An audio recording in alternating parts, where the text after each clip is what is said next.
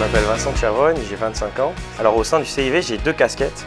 Je dois implanter le bureau du CIV en Asie et on a choisi d'être basé ici à Hong Kong. Et la première casquette, c'est de développer l'image des vins de Corse et de faire connaître les vins de Corse aux Asiatiques. Et de l'autre côté, 6 vignerons ont accepté de faire partie de ce projet asiatique. Et l'idée, c'est de les mettre en relation directe avec nos partenaires locaux et de faciliter ensuite les relations qui auront été mises en place entre les vignerons et les acteurs asiatiques. L'idée nous est venue l'année dernière à Shanghai lorsque nous participions au premier salon Vigny Sud en février, où avec la dizaine de vignerons qui étaient là, tout le monde a eu des contacts très intéressants avec les grossistes, les importateurs, les distributeurs sur place. Mais tout le monde s'est posé la question de comment gérer sur place le suivi des commandes, le renouvellement des commandes, etc.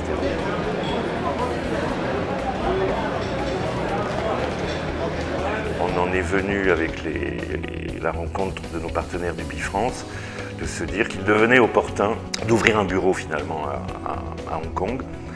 Ubifrance est un service destiné aux entreprises françaises qui souhaitent trouver des débouchés sur des marchés à l'export. On est présent dans une soixantaine de pays à travers 80 bureaux. Donc moi je m'occupe du secteur agroalimentaire, vin et spiritueux pour le bureau de Hong Kong. On a 7 bureaux sur la Chine et Hong Kong au total. Donc voilà, notre rôle est d'aider les entreprises agroalimentaires français, vins et spiritueux également, à trouver des débouchés sur le marché de Hong Kong et de Chine continentale. Hong Kong, c'est un marché stratégique pour entrer en Chine, de par sa visibilité pour les nombreux visiteurs chinois. Il y a à peu près 50 millions de touristes chinois qui viennent par an à Hong Kong. C'est un marché également qui est plus mature que la Chine continentale, où le marché est plus établi, les systèmes de distribution plus élaborés et plus établis qu'en Chine continentale, avec des acteurs qui sont là vraiment depuis de nombreuses années. On pense effectivement que le marché asiatique, et en particulier Hong Kong, est aujourd'hui incontournable. Hong Kong, il faut l'avouer, est une plateforme qui devient prioritaire dans le monde du vin. D'une part parce qu'il n'y a pas de taxes. Les modalités d'entrée des produits et de sortie des produits sont extrêmement aisées. Et c'est une excellente plateforme pour pouvoir se développer sur l'ensemble du marché asiatique, Singapour, Taïwan, Macao, la Corée, le Japon, etc. Où nous sommes déjà un petit peu présents, mais où nous souhaitons l'être beaucoup plus grâce à son aide.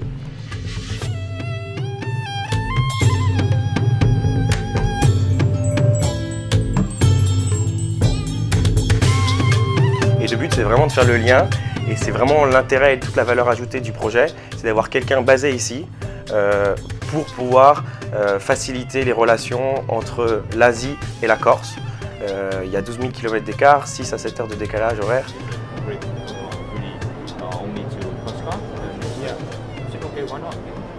It's interesting.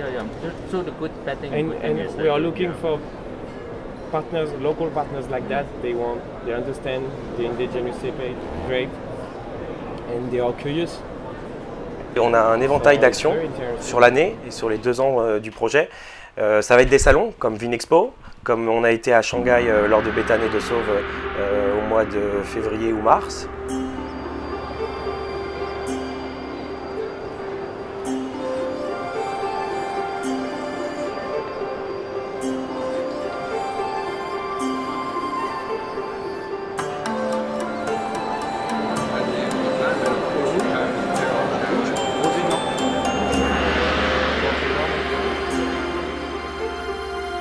Ensuite, on organise des événements sur place, On a pu organiser une soirée pour le Clopodia Alteravec dans un restaurant tenu par un Corse à Hong Kong lors de Vinexpo.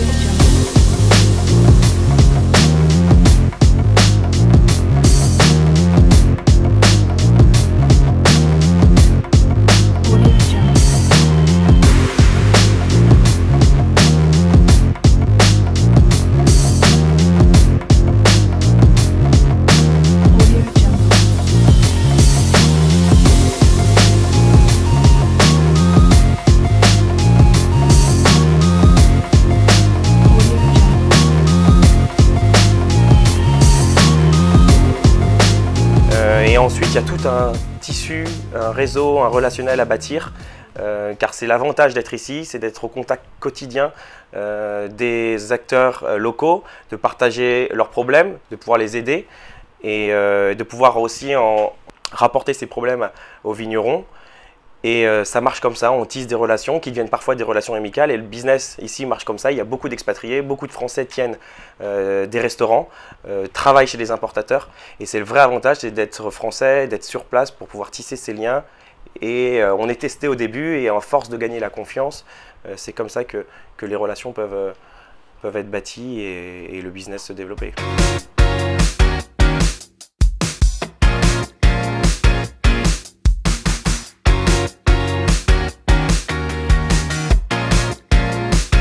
Alors le marché hongkongais, déjà c'est un marché où les gens ont de l'argent et c'est tant mieux parce que ça leur permet de pouvoir acheter des vins assez chers et les acteurs locaux ne sont pas forcément regardants sur les prix comme ça peut être le cas dans d'autres marchés, donc tant mieux pour nous. Et oui, et le marché hongkongais est un marché plus mature qui se rapproche du marché japonais, donc tant mieux aussi pour nous parce qu'on est sur des vins de niche, sur une appellation de niche méconnue encore ici. Mais il y a une vraie curiosité de ce marché et de ses consommateurs qui ont toujours envie d'aller déguster de nouvelles choses et le fait qu'on soit des vins uniques, authentiques et qu'on ne trouve qu'en Corse ce type de vin, ça les intéresse et je crois vraiment que ce marché est adapté pour nous, même si ça reste un marché de rouge parce qu'à l'image de la Chine continentale, c'est Bordeaux qui a apporté le vin en Asie il y a plus de 10 ans. Donc Bordeaux est arrivé avec des rouges, mais ce n'est pas parce qu'ils n'aiment pas les rosés ou les blancs, c'est parce qu'ils n'ont jamais eu pour l'instant, ou pas encore énormément, d'interlocuteurs et l'occasion de déguster des rosés, mais le climat s'y prête. Les femmes sont aussi consommatrices, donc je crois vraiment qu'on peut avoir des opportunités sur les blancs et sur les rosés.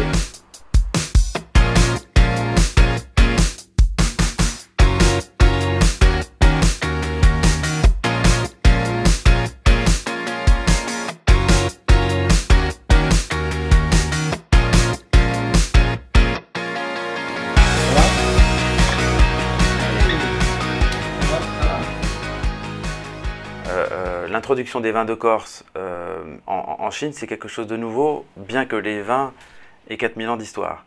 Et que l'introduction des vins français, elle a été faite il y a une trentaine d'années.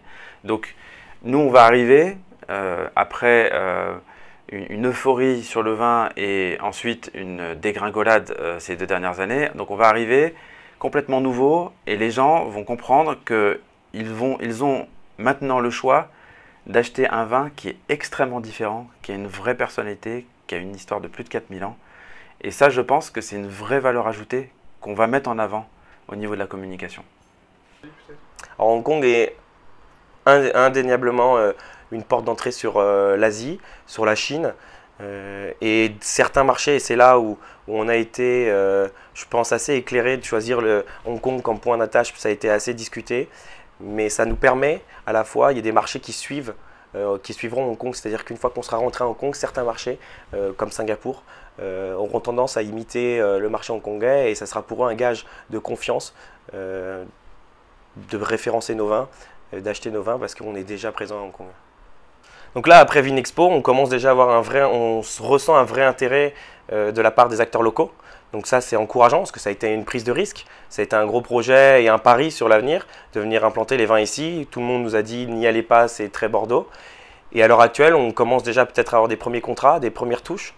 Et on sent qu'on peut faire de belles choses, que c'est un beau marché. Alors il faut trier les intervenants et ce sera mon rôle, et l'avantage aussi d'être ici, c'est de pouvoir faire le tri dans les interlocuteurs. Mais je pense que oui, les vins de Corse plairont et apportent de la nouveauté. Et c'est à la fois un peuple curieux qui est toujours en quête de nouveauté, et nos vins ont une vraie typicité, une authenticité, et la qualité évidemment, pour percer sur ces marchés et avoir un beau succès et un bel avenir ici.